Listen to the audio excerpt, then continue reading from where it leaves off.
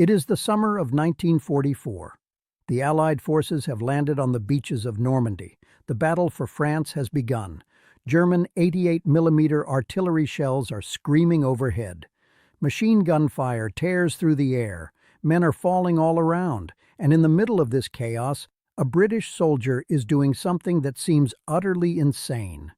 He is brewing tea, not because he is thirsty, not because he has nothing better to do, but because tea is the only thing keeping him sane. This is the story of why British soldiers drank tea while under heavy fire in occupied France, and why this simple act of defiance may have been one of the most important weapons in the Allied arsenal. The British Army was the only military force in the world that considered tea a tactical priority. In the heat of battle, when every second counted, British soldiers would stop to brew up. This wasn't a luxury. It was a non-negotiable ritual that defined the British tactical rhythm. The Americans were baffled, the Germans were confused, but the British knew something that no one else understood. In the chaos of mechanized warfare, the human mind needs an anchor. Something familiar, something normal, something that reminds you that you are still human. That anchor was tea. The phrase "brew up" became a code word for making tea.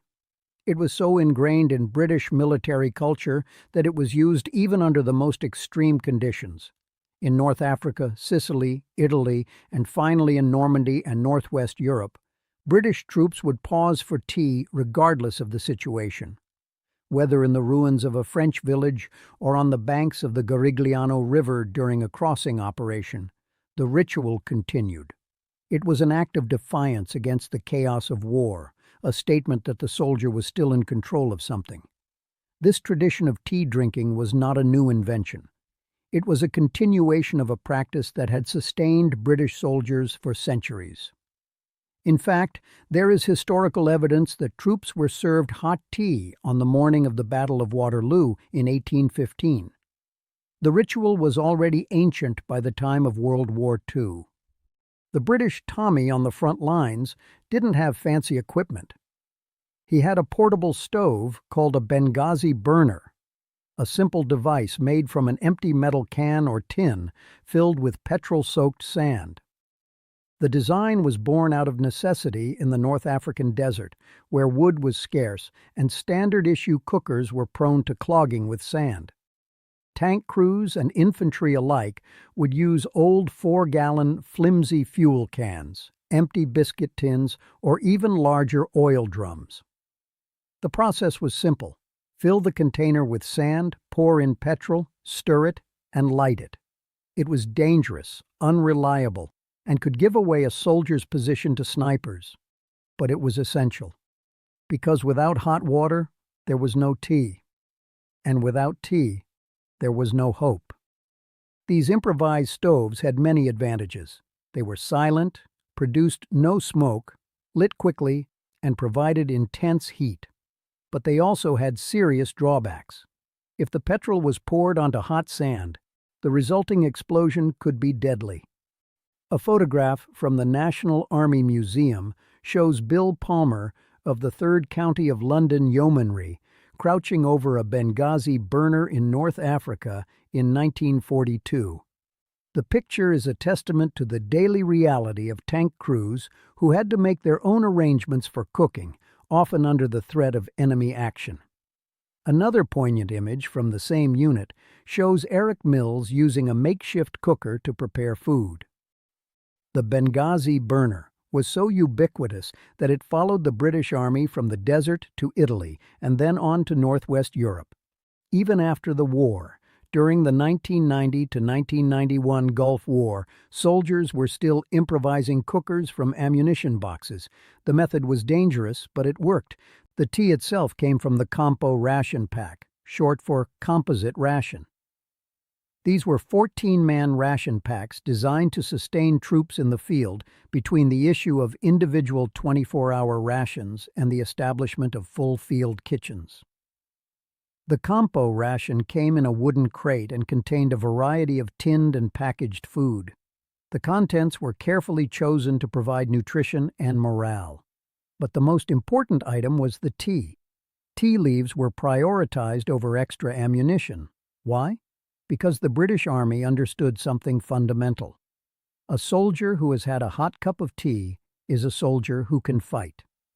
The tea was thick, dark, and heavily sweetened. It was called soldier's tea, and it was designed to provide an immediate glucose spike to exhausted nerves. It was fuel for the soul. Veterans recall that a unit's morale was directly proportional to how many times they could brew up in a day. The tea ritual was not just about the drink. It was about the process. The act of collecting fuel, preparing the burner, heating the water, and pouring the tea provided a sense of control in an uncontrollable environment. The familiar aroma of tea acted as a grounding sensory anchor against mental collapse. When a soldier brewed tea, he was telling himself, "I am still alive. I am still human. I am still British." In the face of mechanized horror, this ritual was the only thing keeping him from breaking. It was normalcy as a tactical weapon. British soldiers would refuse to move to cover until their tea was poured. This wasn't stupidity, it was defiance. It was a statement. You can take my position, you can take my life, but you will not take my tea. The British government was so aware of the importance of tea to morale that it took extraordinary measures to ensure supply. In 1942, the British government bought up all the available tea in Europe to guarantee that troops would not run out. It was a logistical priority on par with ammunition and fuel. The amount of fuel consumed for brew-ups was staggering. A single battalion could use 100 gallons of fuel per day just for making tea. But the investment paid off. For a soldier on the front line, a cup of tea was a connection to home, a reminder of the life he was fighting to protect. For British tank crews, the ritual was even more dangerous. Tanks were cramped, hot, and vulnerable. German anti-tank guns could destroy them in seconds. But the tankers still needed their tea. They would stop their tanks, exit the vehicle, and brew up in the open. This made them easy targets for German snipers and ambushes in the Normandy hedgerows. The most infamous example of this danger occurred at the Battle of Villers-Bocage on June 13, 1944.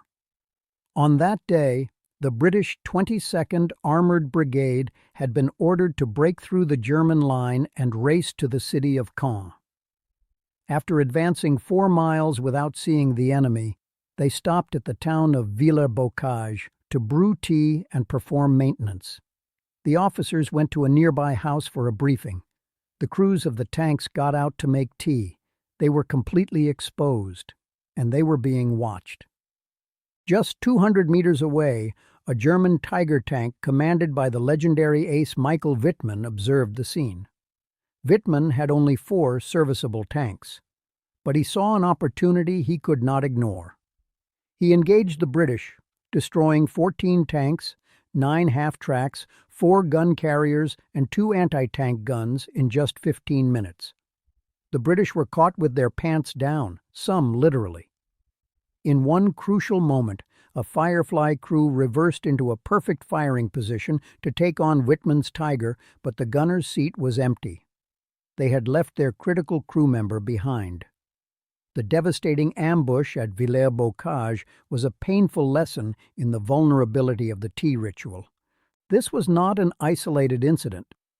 In a 1946 study, the British Medical Research Council found that 37% of all armored regiment casualties from March 1945 until the end of the war were crew members outside their vehicles. That is over a third of all casualties. The need for hot food and drink required open flames that were not compatible with the cramped interiors of armored vehicles. But the need for tea was so great that crews were willing to risk their lives to get it. The British Army knew it had to find a solution. The answer was the boiling vessel, BV, an electric water heating system fitted inside British armored fighting vehicles. It was introduced with the Centurion tank right at the end of the war. The boiling vessel allowed crews to heat water and cook food without leaving the safety of their vehicle. It plugged directly into the tank's electrical system. The first version was known as the WWII No. 1. It was later replaced by improved stainless steel versions. The device could hold 4 tins, one for each crew member, and could also heat ration pouches. The water inside remained uncontaminated because ration tins were supplied without adhesive labels. The BV was a revolution in tank crew safety and morale. The boiling vessel soon became standard equipment in almost every British armoured fighting vehicle. It was fitted to the FV-432 armoured personnel carrier in the 1960s. Today, it is known as the cooking/boiling vessel FV-706656 and is fitted to the Challenger 2-tank, Warrior, Mastiff, Jackal, Foxhound, and MAN trucks. The basic concept has not changed since the 1950s. It is a large container that quickly boils and maintains a gallon of hot water. The vessel can be used for making tea, heating food, and even for washing. It is powered by the vehicle's 24-volt electrical system and is usually connected to an auxiliary generator to prevent draining the batteries. The simple design has proven so effective that it has even been adopted by the U.S. military for its Abrams tanks and Bradley fighting vehicles. The boiling vessel keeps crews safer, reduces the risk of fires, and prevents the visible smoke that would give away positions. There is a common joke among British tank crew members that a junior soldier is unofficially appointed the BV commander, responsible for making hot drinks for the rest of the crew. The ritual of the brew-up, once a risky and vulnerable act, was now a safe and efficient part of the vehicle's daily operation. The legacy of the Benghazi Burner lives on in the electric kettle that powers every British armoured vehicle today. The need to make tea, even in the most extreme conditions, was not a weakness. It was a strength. It was a symbol of British resilience, of the commitment to retain a sense of normalcy in the face of unimaginable horror. The story of tea in the British military is not just a story about a drink. It is a story about the human spirit. In the chaos of war, a soldier needs something to hold on to, a moment of peace, a connection to home, a reminder that there is a world beyond the trenches, beyond the noise, beyond the death. Tea was that anchor. It provided the mental armor needed to endure the horrors of war. It was a lifeline between soldiers and the lives they were fighting to protect. It was not a beverage, it was a weapon. It was psychological armor. It was the stiff upper lip in liquid form. So the next time you brew a cup of tea, remember the soldiers who brewed theirs under enemy fire. Remember the ones who refused to move to cover until their tea was poured. Remember the tankers who risked their lives to stop for a brew. Remember the ingenuity of the Benghazi Burner and the safety of the boiling vessel. And remember that in the hellscape of occupied France, a simple kettle was the difference between hope and despair. Because for the British soldier, tea wasn't just a drink. It was an act of defiance. It was a promise. It was home. Thank you for watching. If you enjoyed this video, please like, share, and subscribe. And let us know in the comments, do you think you could have brewed tea under fire?